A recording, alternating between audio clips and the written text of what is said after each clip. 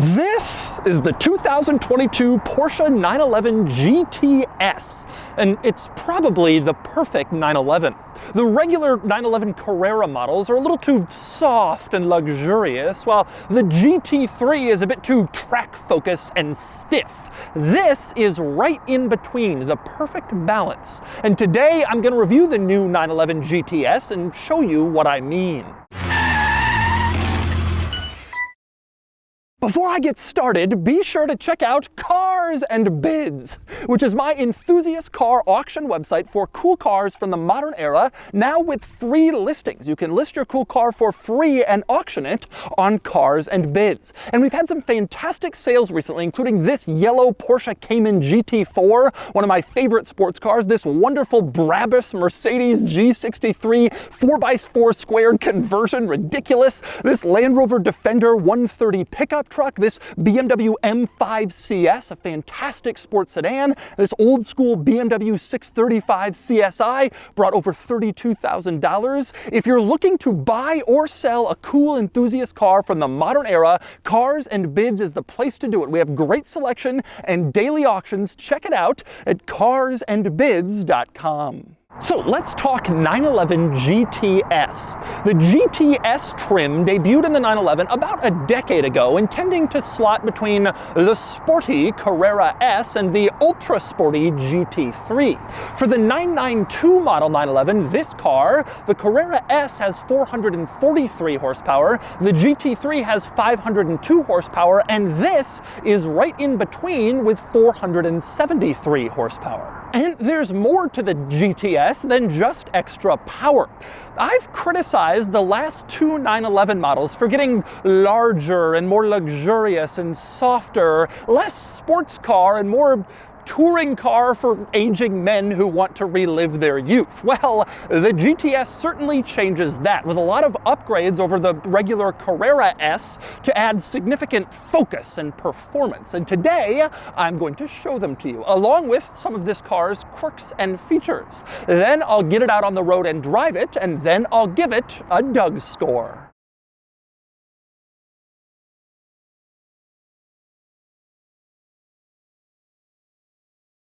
Alright, I'm going to start the quirks and features of the new 992 GTS by discussing some of the differences between the GTS and the regular Carrera S model, and that means starting with performance. Like I said, 473 horsepower here in the GTS. It also has 420 pound-feet of torque, and you can choose between a PDK dual-clutch automatic or a 7-speed manual transmission. Now, those figures mean that this car has about 30 horsepower more than a Carrera S and about 23 more pound-feet of torque, which are pretty good numbers. Porsche says 0 to 60 for a 911 Carrera GTS with PDK is 3.1 seconds compared to 3.2 for a Carrera S, whereas if you get the manual, it's 3.8 seconds in a GTS compared to 3.9 for a Carrera S. So there is a little power advantage and a little acceleration advantage with the GTS. And by the way, manual transmission or automatic, the automatic is standard, but the manual is a free option. So you can choose depending on which one you prefer without having to pay extra. But this car is about a lot more than just increased horsepower. There are upgrades all throughout the GTS to improve it and enhance performance over the Carrera S. And next, I'm going to talk about the brakes. The GTS borrows its brakes from the 911 Turbo, and they are quite large. You can see these front brakes over 16 inches, giving you more stopping power, which is important on the track. Carbon ceramic brakes are also optional on this car if you choose to do that. Now, another thing you can see from the outside is this car is lowered. It has Porsche's sport suspension, which means a stiffer ride, sportier suspension, better handling, and a lower ride height. Porsche says the GTS about 10 millimeters lower than a regular Carrera or Carrera S. That translates to about 0.4 inches, and it gives it kind of a cool stance and just improved suspension. And on that subject, the GTS offers rear axle steering as an option to enhance your cornering capabilities. This car is equipped with it, so we'll see what I think about the driving experience in a few minutes. And in addition to the performance upgrades, upgrades for the GTS, and there are still more to cover. I'll get to a few more in a minute. There are also quite a few cosmetic upgrades to the GTS compared to a standard 911. One of them, very obvious distinction for the GTS, is the wheels. This car has center lock wheels borrowed from the Porsche 911 Turbo S. Instead of regular lug nuts, you get these center locks. This is a race car thing in order to allow pit stops to go faster. You don't have to unscrew each lug nut individually. Doesn't make a whole lot of sense on a road car, but it looks cool and people like it, and so Porsche added center locks to the GTS. But in addition to the wheels, there are a few other ways you can tell apart a GTS from other 911 models, and one is a more aggressive front fascia. Porsche calls this the Sport Design front fascia. It's available on other 911 models if you get the Sport Design package, but that's very expensive. Not too many people do. It is standard on the GTS. Same deal in back. You have the Sport Design rear end, which is also a little bit more aggressive and exciting than what you'd get on a regular 911 Carrera or Carrera S. Now, other exterior upgrades to the GTS are largely focused around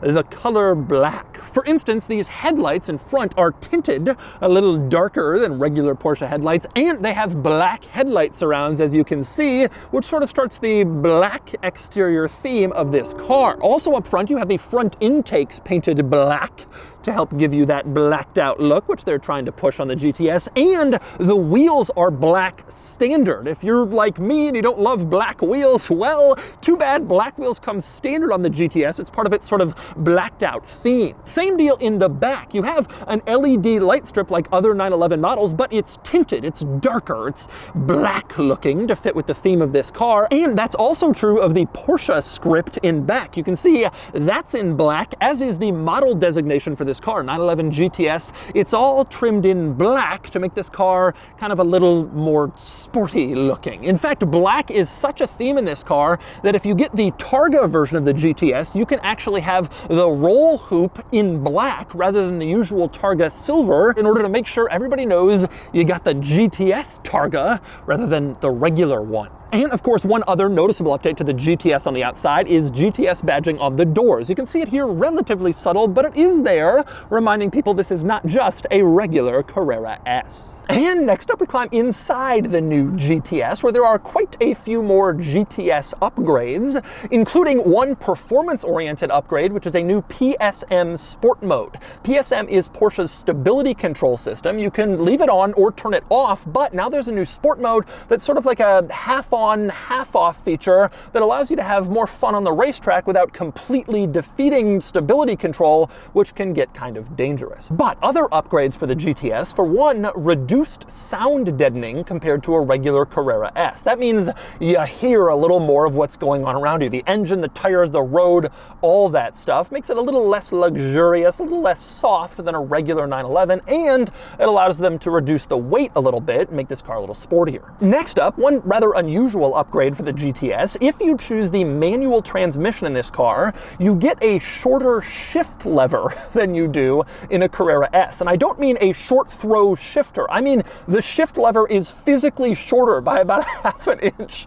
Kind of strange, but I guess they do that again to make it feel a little sportier, more exciting. And next up, another upgrade for the GTS is the materials used on several surfaces, including the seats. You can see this material here. Porsche calls it Race Tex. I personally know it as Alcantara, but regardless of what you call it, the GTS has it on the seats. It also has it on the steering wheel. As you can see, the center console lid is finished in Race Tex, and so is the door panels. That material kind of makes its way into the GTS. And speaking of materials, you'll note in here you got a lot of carbon fiber. You can see it here on the dashboard going across, and you also have it in the center console and a few other little places too, which is a nice enhancement. It helps this car feel sportier. And one other interesting GTS upgrade that is not standard but available, you can get an interior package in either chalk or carmine red, those are colors, to match a chalk or carmine red exterior. So this car is chalk on the outside, that's Porsche's name for this color.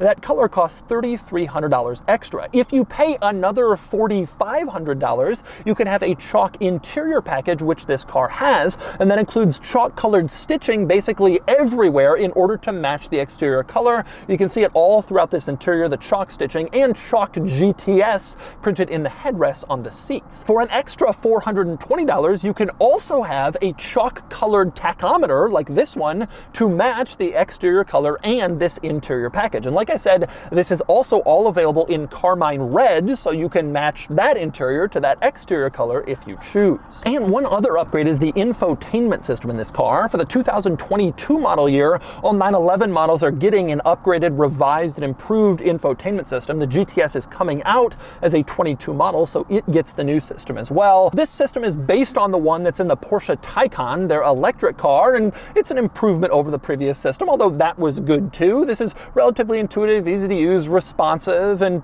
I think Porsche owners will find it to be quite nice. And next up, I want to discuss a few other important GTS items before I move on to some general quirks and features of this car. One is the lightweight package. If you get the 911 GTS in coupe form, like this car, you can opt for a lightweight package, which will save you about 55 pounds compared to a regular GTS.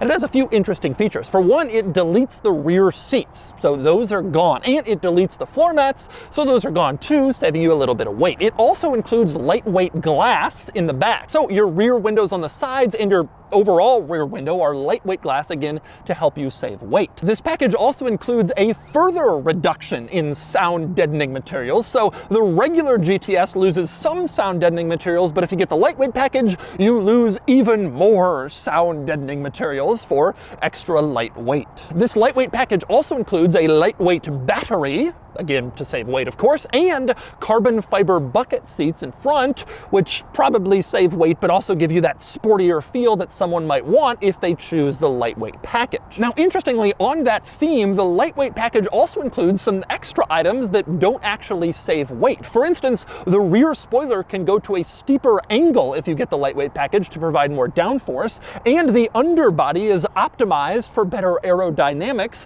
Also, GTS models with the lightweight package include rear axle steering as standard. Again, those things don't actually save weight, but I guess Porsche figures if you're getting the lightweight package, you probably want those other performance upgrades, so cars with that package include them. And finally, before I move on to some more general quirks, I do want to discuss the GTS Model Range. This is the 911 GTS Coupe, and that's actually the base model for the GTS. You can also get a GTS Cabriolet, and you can get a Carrera 4 GTS Coupe or Cabriolet, which has all-wheel drive. Porsche is also offering a Targa 4 GTS, so you can get all the GTS upgrades with their cool Targa roof.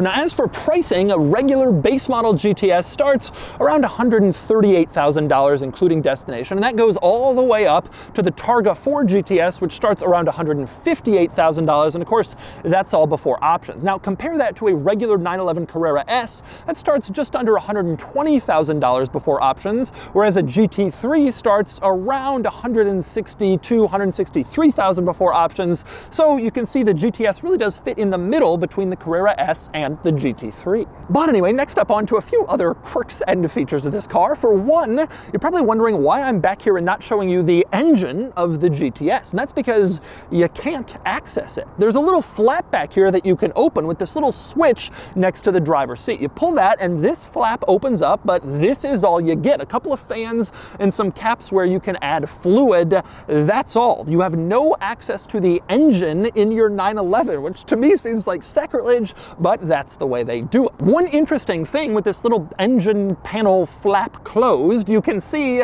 this odd vertical brake light in the center and then all these panels on either side. Obviously they're there for style and maybe some function, but one interesting hidden Easter egg with these panels, there are 9 on the left side and then 9 on the right side and then 2 panels in the center for the brake light, meaning 992. And Porsche tells me they did that intentionally to add that little Easter egg in, making sure those numbers lined up for the 992 911. And next up we move inside for some more interesting quirks, and I want to start with the shifter. Now I mentioned The manual transmission gear selector in the GTS is lower than the one in the regular model, but the automatic transmission gear selector in new 911s is also quirky and weird. It's this stubby little piece that comes out from the center, and you can see R and D is printed on it. You pull it down all the way for drive, you push it up all the way for reverse, and neutral is somewhere in the middle. If you want to go into park, you press this button in the center marked P, and that puts you in park, and the button marked M below that puts you in manual mode, and then you can shift using the paddles. It's all a very weird little shifter situation in this car. Now next up, another interesting quirk in here is the drive mode selector. It's a dial on the steering wheel. You twist it to change your drive modes, which is kind of cool, but the especially interesting part is in the center of the dial there's a button. You press that and it turns on this car's sport response feature, which gives you like an extra boost of power for about 20 seconds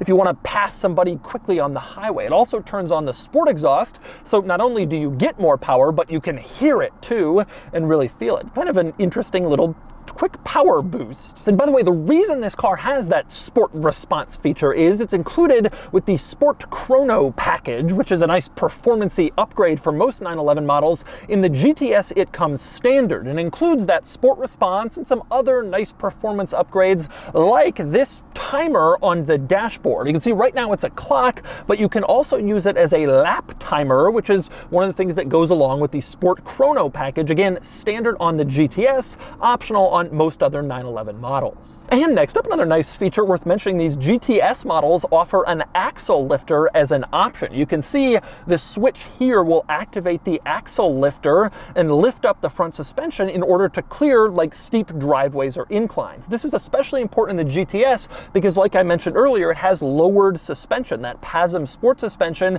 and it can make it kind of easy to scrape this car, so the axle lifter is a nice addition. Finally, one other interesting quirk in this interior is the cup holder. Porsche always does quirky things with cup holders in the 911s. This one is no different. You can see the cup holder is right here in the center, just one. But on this cup holder, there's a little tab at the top of it. You can see if you push that and lift, you can pull the cup holder out of the center console, pull it completely out, and then you have like a hole here. Porsche sells these cars with another insert for this space, a little storage area that you can put in here instead of the cup holder. So if you don't want to see the cup holder, you can swap it out for this other insert instead, and you can swap back and forth depending on whether you have a cup to stick in the cup holder. Very strange, certainly different from what everybody else does, but that's what Porsche does with the cup holder in the new 911. All right, driving the new 911 GTS. Now I gotta tell you, I have now reviewed, I think 5 different versions of the 992, which is the Turbo S, the Carrera S, the GT3, and now this. And it seems a little crazy, and that's why I didn't go through all the quirks and features, because I've talked about most of them at least once. But the truth is, all these cars have kind of a different and individual flavor to them. And these videos do get views because there are people interested in each one of them, in potentially buying one, but also just sort of seeing how it performs and what it's like. And this car does have a very distinct flavor from the other 911s, and it's one that I particularly appreciate. And there's a few reasons for that. One is that I really have, and I mentioned this earlier, but I really have started to feel that the 911 Carrera and Carrera S have just sort of become luxury cars kind of for old guys. You know, they're not as appealing sports cars as they once were. They don't inspire as much passion as they once did. They don't have a hard sports car feel to them. Now, the reason for this, of course, is they just sell better this way. Porsche knows a lot of their customers spending 120, 30, 40, 50 grand on a car, they don't actually want this hard-edged feel to a sports car. And so that's kind of the direction they've gone. But knowing that and then coming out with this GTS to kind of try to go back a little in the other direction, that's a really cool idea. And so for that reason, I really think that the GTS has a lot of appeal because it brings the 911 back to what I associate it with, which is sort of this true sports car rather than the kind of luxury car it has become. And it has some really cool like mix and match things from various different 911 models. It kind of has the best of all worlds. For example, the brakes and the suspension from a turbo. The wheels, the center lock wheels from a Turbo S, that's pretty cool. The lightweight package will get you some of the stuff from the GT3, like the sport bucket seats and the lightweight glass, and that stuff is all kind of neat. But you're not paying crazy turbo money or GT3 money, and you're getting some nice luxuries that you'd associate with a Carrera or a Carrera S. It really is kind of a great combination of car. Now, with that said, I think one of the reasons this car isn't more popular is because a lot of people don't actually want this combination. I do, and I think it's a great combination. You get some nice luxuries and you get some cool performance stuff. It sounds on paper like a good idea, but I think most people who buy this car want one or the other. They want either a Carrera S that's a little easier to just cruise around in, or they want that GT3 to show off to their friends or to race on the track, or just because resale value of GT3s is so strong. And that leaves the GTS kind of hung out to dry. These are popular cars, but they're not like the GT3, and they're certainly not as desirable as a GT3. People aren't desperately calling every dealer just to get the opportunity to pay 50 grand over a sticker for a GTS. That's a GT3 thing. That car is just simply more desirable. But truth be told, this car is fantastic. And it really is probably the 911 I would get. When I reviewed the GT3 Touring, I mentioned that that would be the GT3 I would get, and that is certainly true. But I don't think I would get a GT3. I don't need that hard, stiff feel. Most of the people who buy it don't either. You could get by with this just magically. It's incredibly fast, exceptionally fun. The powertrain is incredibly responsive. The sound is fantastic. The car handles wonderfully. It is a wonderful 911, just a really great car. And honestly, this reminds me of the old school Carrera S, Carrera 4S from the 993, 996 days. Sort of a hard-edged, focused car before they started to add a bunch of luxuries that, you know, were aimed at a different clientele than 911 people once were. And so that's the new Porsche 911 GTS. People who want to impress their friends will get a GT3, and then they'll brag about the color of the stitching on their center console lid. But people who just want a great driver's car can get a GTS. It's more exciting and more fun than a standard Carrera, and not as hard-edged or expensive as a GT3. I really think this is a sweet spot in the 911 lineup. And now it's time to give the GTS a DOUGSCORE. And the DOUGSCORE is here, 67 out of 100, which places the GTS 1 point behind the GT3 and tied with the Carrera S. Honestly, the GTS is an excellent blend of performance and luxury, and I think it might just be my favorite model in the 911 range. Just sporty enough to shed the touring car, luxury, old man image of the regular 911, but just luxury enough to be a reasonably daily drivable car, unlike the GT3. It's a great and exciting car, even after I've reviewed like 6 different 992s.